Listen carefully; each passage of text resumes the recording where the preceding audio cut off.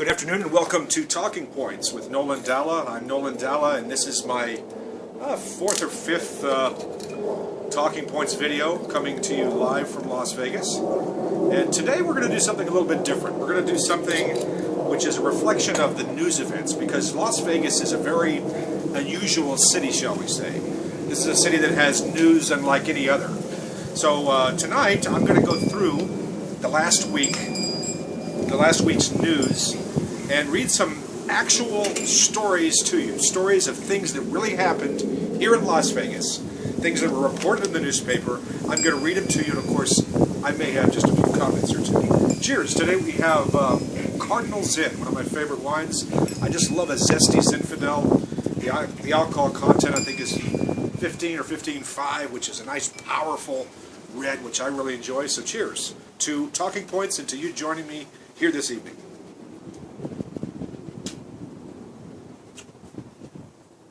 That's outstanding. Now, let's begin.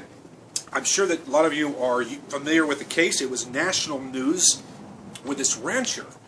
His name is Cliven Bundy. And he lives about 80 miles from here in a town which I've never heard of. By the way, you can't make up these names of these towns. The name of the town is Bunkerville, like in Archie Bunker. Bunkerville. That's the name of the town. And the fellow's last name is Bundy. Do the math. Anyway, the Tea Party has championed this cause. This won't be a political blog. I'm not going to get off on, I've already written about this. I think my feelings are fairly well known. By the way, the BLM, the Bureau of Land Management, could not have managed this thing could not have done a worse case of mismanagement. And everything from their pens of protest, which is essentially a First Amendment gathering area for protesters. Whoever came up with that idea should be fired right away. Let's find out who that person is, who's responsible for that decision, and fire them. Fire them, fire them. Take responsibility. And by the way, I'm somebody who believes in big government. I believe in government, okay? So there must be accountability. So fire whoever the fool is that came up with that ridiculous idea. That being said, they should have called the National Guard out on these people, bringing firearms to protest and basically trying to start a riot. That's exactly what would have happened, by the way, except for the federal government backed down. Again, I've said this before. I said I wasn't going to get political, but I have to for a minute. Can you imagine if those would have been Vietnam protesters in the 1960s and they would have brought firearms to a protest? Can you imagine? How about inner city poor people, Latino people, say migrant workers in California, or inner city minorities in, let's say, Cleveland or Detroit? If they brought guns to a protest, you think the federal government would walk away? Of course not. So, anyway, listen to what was said here. I absolutely couldn't believe this. This is the Las Vegas Review-Journal, the hometown newspaper, which is a very conservative newspaper, an establishment newspaper. There's no question about that. Here's what the coverage of the Cliven Bundy situation. Listen to this.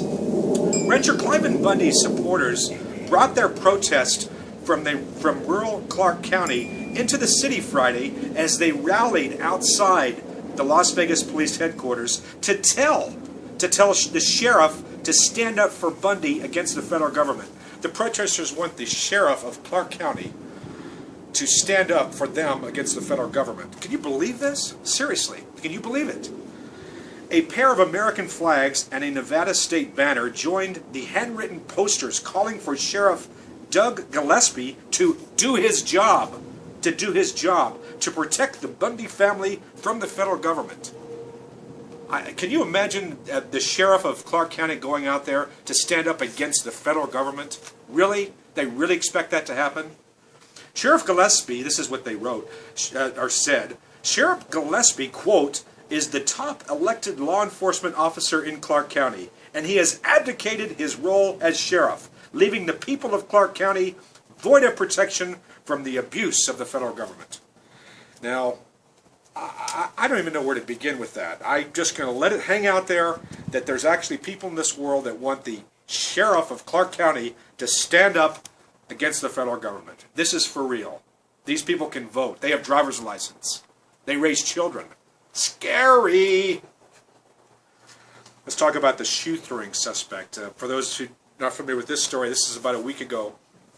former Secretary of State, former United States Senator, former First Lady Hillary Rodham Clinton came to Las Vegas. She spoke at Mandalay Bay, and if you remember back many years ago, I think this was 6, 7 years ago, President Bush visited, I think he was over in Iraq, and he was doing a press conference, and there was somebody who took off his shoe and threw the shoe, fired it like a missile at President Bush, and Bush dodged the shoe, and of course the man was arrested and charged, as he should have been.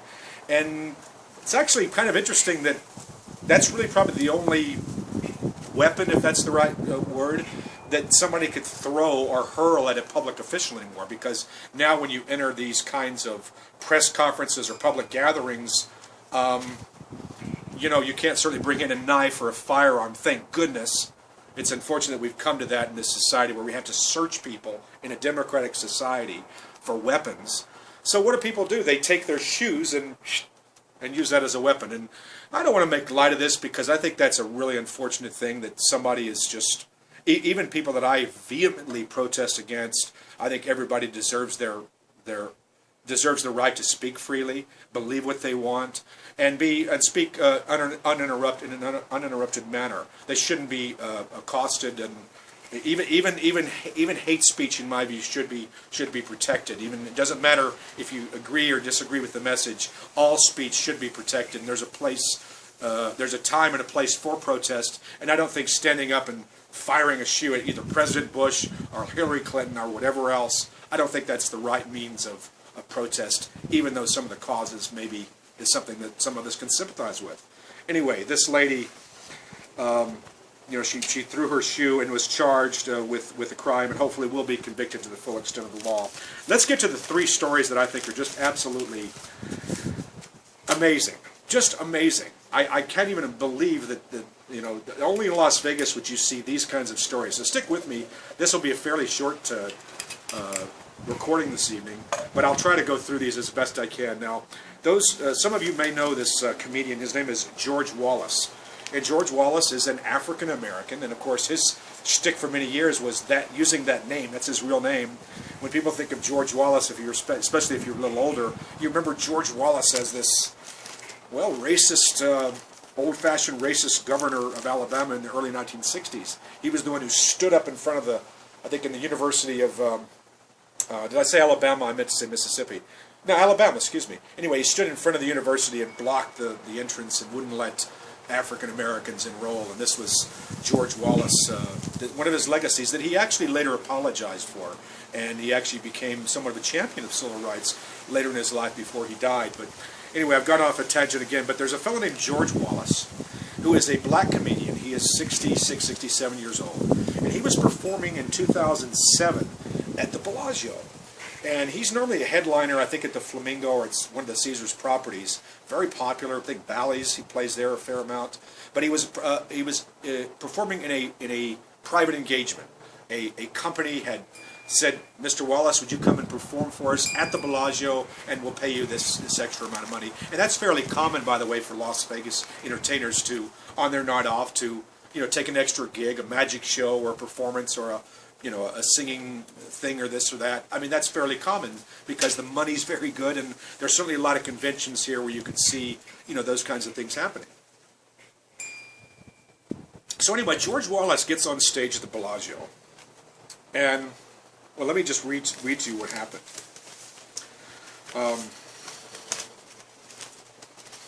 Comic George Wallace wins claim against Bellagio. Headliner awarded $1.3 million in negligence case. A Las Vegas jury awarded $1.3 million Tuesday to comedian George Wallace, who claimed the Bellagio's negligence caused his onstage injury in 2007. Wallace, a Flamingo headliner for the past decade, was performing at a private party at the Bellagio when his Achilles heel tendon ruptured on December 8, 2007. He said he stumbled over a loose electrical wire that was on stage. Now, this is a man who's, I don't know how many thousands of performances he's done. I mean, clearly hundreds, if not thousands. And I guess he has a live microphone and there's a wire. Gee, it's pretty difficult, I think, to step over or stumble across a wire. And if you do, is it really the casino's fault? Well, apparently, according to the jury, it was. The 66-year-old comedian said he was disappointed Disappointed with the amount of the damages he was awarded. His attorney had been asking for at least $7 million for lost earnings. By the way, he's still, I think, performing. Lost earnings. I know I'm going to get into trouble on this one, but let me read to you what it said. Wallace said he could not elaborate on his future plans, but he did not rule out a future gig at the Bellagio. As a matter of fact, this is what he says, I could go there for lunch. It's on them, right? He joked. Wallace also sued HSBC Card Services Incorporated, which sponsored HSBC Card Services Corporation, which sponsored the 2007 party. But he reached an undisclosed settlement with the company before trial. In other words, he double-dipped. He sued HSBC, got some money from them. Now, that wasn't enough. Then he sues the Bellagio for another he sued for $7 million. What a racket! Seriously! It's amazing. And he's still performing, I believe. You know? I mean, it's just amazing. But he trips over a wire. It was the Bellagio's fault. It was HSB Card Services. By the way, I wish somebody would hire me. Maybe if I trip over my wine here or fall over the table, do I get $7 million? I guess I'd sue myself, huh? Or my homeowners association. Anyway, let's go on to the next one. This is amazing. This is a dancer. He is a dancer at a show called Thunder Down Under. Now, if you know what a stripper is, that's usually a term reserved for females.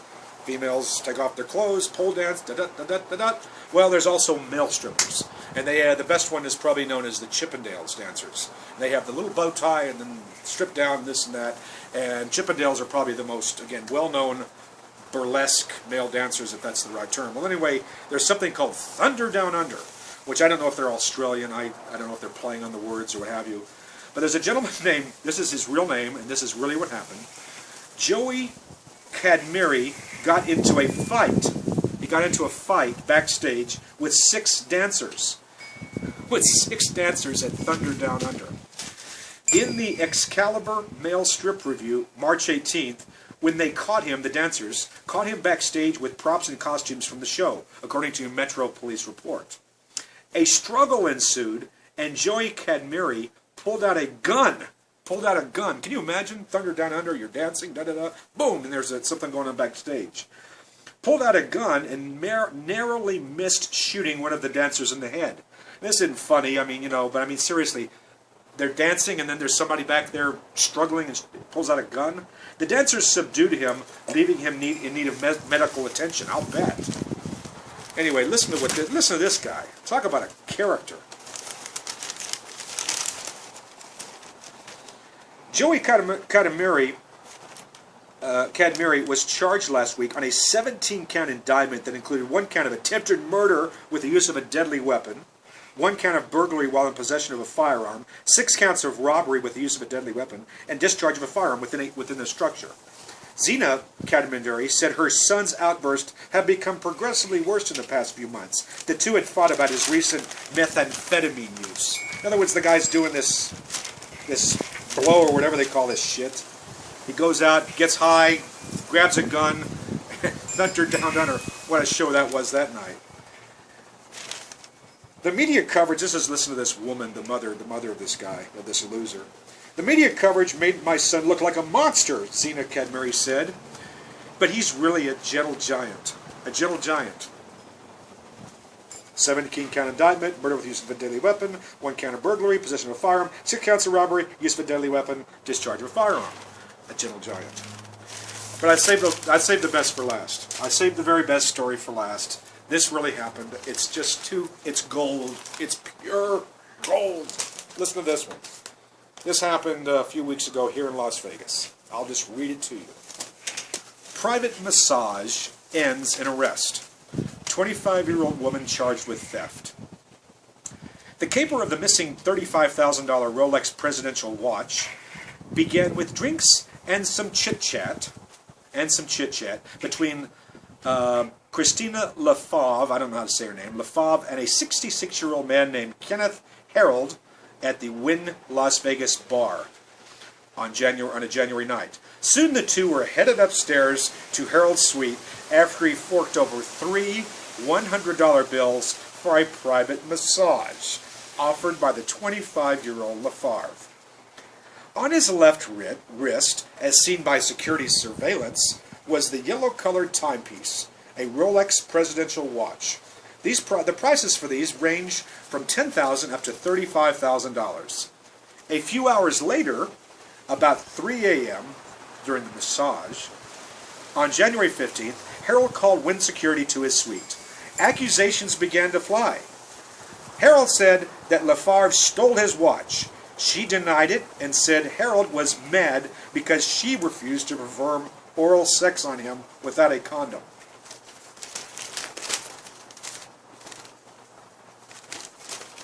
Continuing.